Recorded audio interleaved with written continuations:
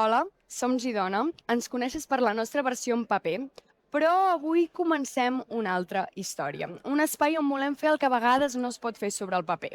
Parlar clar. Amb respecte sí, però també amb ganes de sacsejar una mica i de preguntar allò que fa una mica de nosa.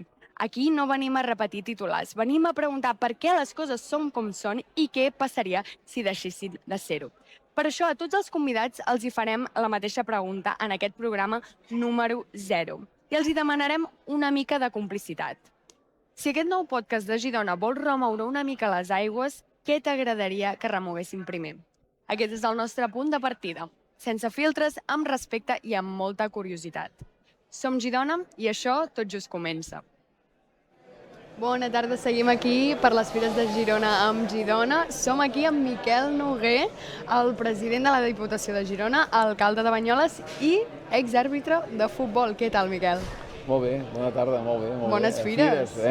Igualment, bones fires. És un plaer estar amb vosaltres i a la fira. Com està anant? Bé? Bé, no? Bé. Sí? A la fira hi ha gent, no? Hi ha gent el que és la fira aquesta, la fira comercial, no? Que la fira de mostres que en diguem nosaltres, no? Que és la seva 63a edició i que és un referent de casa nostra, és a dir, tot el que es fa a casa nostra n'hi ha un tast aquí i de les coses que es fan i de la qualitat que es fan, que parla de la història d'una família, d'un poble, d'un racó de la nostra geografia, però que el seu mercat és el món i això és molt important. A més, les barraques funcionen, la fira, m'imagino, dels nens també funciona, tot el que va acompanyat d'aquests dies de fira, doncs també. Que els acabi d'acompanyar el temps a Girona i segur que tindran unes molt bones fires. Has tingut l'oportunitat de voltar una mica per les fires, les parades, No, jo he voltat aquí, hi vaig estar a l'ofici de Sant Narcís. Jo fa pocs dies que he passat les festes de Banyoles, també, no? I en tot cas, estic segur que això funcionarà a la mar de bé. I com van anar les festes de Banyoles? Molt bé. Superbé? Molt bé, molta gent, ens va acompanyar el temps, molt bon temps, no hi va haver cap incident a destacar, que això és el millor que ens pot passar, i sobretot una extraordinària participació, que sabeu que és una fira de la recuperació també de molts fets històrics vinculats a la nostra festa major, i això també li dona un plus, i un plus sobretot de sentit de pertanyença de la nostra gent, des del més gran fins al més petit, amb la col·laboració també de les escoles, etc. I són uns dies meravellosos. Molt bé. Miquel, no t'ho he preguntat, et tracto de tu o de vostè? Sí, per favor, de tu. Sí? Molt bé, perfecte. Sempre es parla d'aquest títol, aquest altre càrrec. Què vol dir exactament ser president de la Diputació per algú que no n'entén gaire d'aquest món?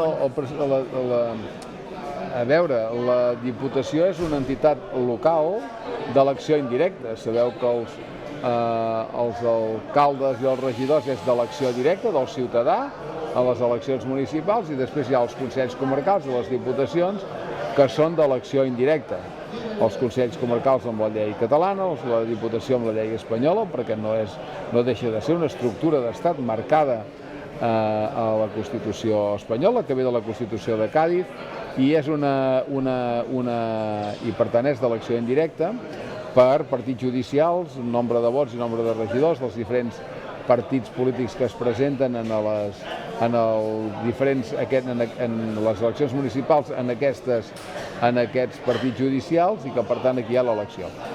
Bé, el president de la Diputació no és res més que un alcalde o un regidor que el que ha de fer precisament és procurar que la Diputació compleixi amb el seu mandat, que és la de fer d'ajuntament d'ajuntaments, que això què vol dir? Que el president no és l'alcalde dels alcaldes, això ha de quedar clar. Cada alcalde en el seu àmbit té la seva autonomia, les seves potestats, i per tant, jo dic sempre, la Diputació és l'Ajuntament dels ajuntaments, però el president no és l'alcalde dels alcaldes. Si ja tinc prou ser alcalde de Banyoles i només faltaria que em dediqués a fer una altra cosa. No. Però sí que la Diputació ha de donar aquests serveis i aquestes ajudes als ajuntaments per poder tirar endavant els seus projectes. I dic ajuntaments i també dic entitats de tot tipus que en definitiva a vegades substitueixen a l'Ajuntament perquè puguin fer més coses en el seu àmbit municipal. I això és el que té que fer la Diputació, totes les diputacions i en especial la Diputació de Girona, que és el que procurem fer. Per això tots al plenari som alcaldes, alcaldesses, regidors, regidores, que hem de fer i de vetllar per fer aquesta tasca, la de l'ajuda en els ajuntaments, o bé ajuda amb serveis o bé ajuda econòmica per poder tirar endavant els seus projectes o perquè pugui entendre millor a la ciutadania. I al president que li toca? Doncs vetllar perquè això sigui així i alhora també té un factor de representativitat de la casa envers els municipis, etc. Jo em passo també una part important del meu temps precisament fent això, que és de visitar ajuntaments, visitar entitats, visitar obres que han fet, que no han fet, però en definitiva per també deixar aquesta petjada en el territori de la preocupació d'una entitat que està concebuda per això. Molt bé. Miquel, també et toca promocionar el territori i l'economia a l'estranger? Bueno, bàsicament en el tema de l'estranger, el que nosaltres fem és el tema de promoció turística a través del Patronat de Turisme i per tant et toca anar a fer la promoció turística del que tenim a casa nostra, no? I també hi afegim el productes agroalimentaris Girona Excel·lent precisament per difondre perquè la gent ens pugui venir a visitar, no? I nosaltres fem aquesta promoció, sí, en l'estranger, pel que fa referent a la promoció turística de casa nostra. Molt bé. És una feina agraïda malgrat l'alt nivell de feina que comporta el càrrec? Sí, perquè la Diputació és una entitat que ajuda, és una entitat, t'ho diré diferent. A veure, la Diputació, qui és el client de la Diputació? El poble, diem. Els alcaldes. Sí. Les alcaldesses, regidors i les regidores. Sí. Qui és el client de l'Ajuntament? La ciutadania. I què ha de fer la Diputació? Ajudant els alcaldes, alcaldesses, regidors, regidores a poder donar-los les eines necessàries perquè puguin desenvolupar aquells projectes o serveis per atendre millor la ciutadania. Per tant, per això és indirecte, perquè nosaltres ajudem els alcaldes, alcaldesses, regidors, regidores, en definitiva els ajuntaments, a tirar endavant aquells projectes perquè puguin donar un millor servei a la ciutadania. Però la ciutadania la rebem els alcaldes i alcaldesses, la rebem al quilòmetre zero, la primera porta d'un ciutadà és l'Ajuntament, no?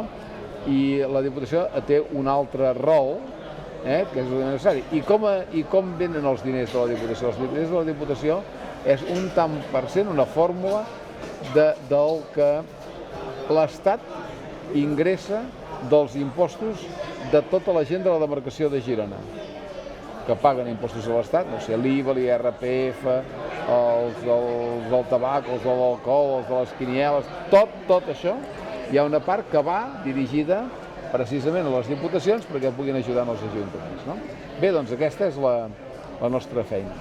Miquel, ets també alcalde de Banyoles. Sí. És difícil compaginar això amb ser president de la Diputació? Vol dir posar-hi moltes hores, és a dir, perquè primer has de tenir clar, i jo ho tinc claríssim des del primer dia, que primer qui t'elegeix directament són els teus ciutadans perquè siguis l'alcalde, en aquest cas meu, l'alcalde de Banyoles. Per tant, primera cosa, primera feina, ser alcalde de Banyoles, atendre la gent al màxim de bé i fer-ho el millor possible.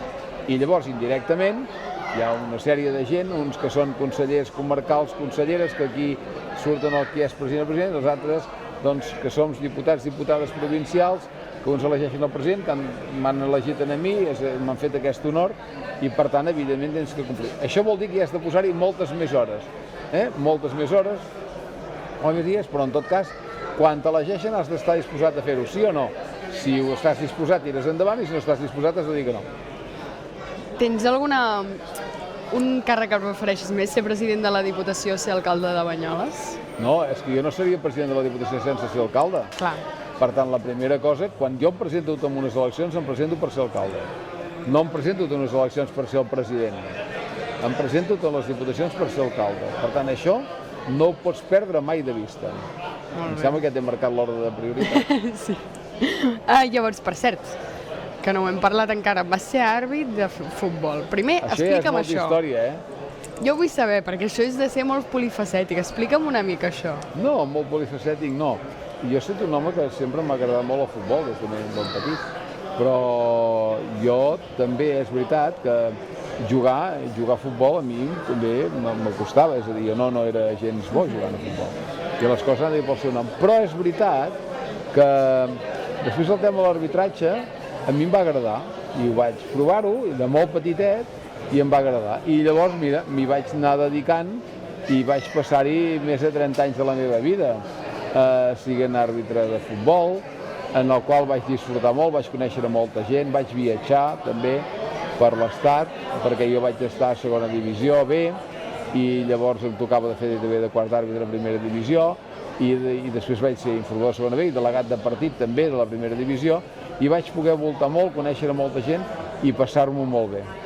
Com veus el món de l'arbitratge ara, en l'actualitat? Complicat, cada dia més complicat. La societat també es complica, el futbol també es complica i per tant és complicat i no és gens fàcil, però no ha estat mai i ara encara que hi hagi molta tecnologia, fixeu-vos que la polèmica mai deixa de ser-hi, però en tot cas el que han de fer és tirar endavant, fer-ho el millor possible i gaudir-ne també, I la gent ha d'entendre que quan un jugador també a vegades davant de porta s'equivoca i no marca gol, doncs que hi ha un àrbitre que en un moment determinat ho pot errar-ho, però ara també és veritat que hi ha el VAR per corregir moltes coses i això també és un avantatge. Miquel, tu havies sortit a les barraques i a les fires de Girona de jove? Precisament per la condició de l'arbitratge, jo em passava quasi tots els caps de setmana fora. Ai, clar. I llavors o tenies partit i per tant en podies gaudir poc. No vull dir que no hi anés, sí, però menys del que probablement, si no hagués tingut això, hi hagués anat probablement més. Eres gaire de farra? Eres de sortir fins molt tard? No era excessivament farra. No? No soc excessivament farrero, no. No? No. No hi ha, per exemple, aquest cap de setmana hi ha concerts? Hi ha algun que et faci il·lusió especialment? No, mira, jo ara ja a la meva edat de farres d'aquestes poques, però sí que, per exemple, ho vull dir d'una altra manera. Doncs mira, jo dissabte vaig venir al teatre a Girona, no? I vàrem gaudir amb la meva dona d'una sessió de teatre, d'una obra esplèndida, no? Les Bàrbares, us aconsello que hi aneu a veure si no l'heu vist, perquè estava molt bé i per tant vaig aprofitar per venir. Ahir vaig estar a la fira, avui estic aquí a la fira amb vosaltres. Per tant, ho veus d'una altra manera? Sí. Segurament que els meus fills iran a les barraques. Ho vius d'una altra manera, no? Molt bé. Llavors et faré una petita pregunta final que fem a tots els nostres convidats. A Girona estem estrenant el podcast, aquest dia és el programa 0, i la idea és una mica transmetre el que no podem transmetre en paper, remoure una mica les aigües. Què t'agradaria que remoguéssim primer? Això, que remogueu les aigües.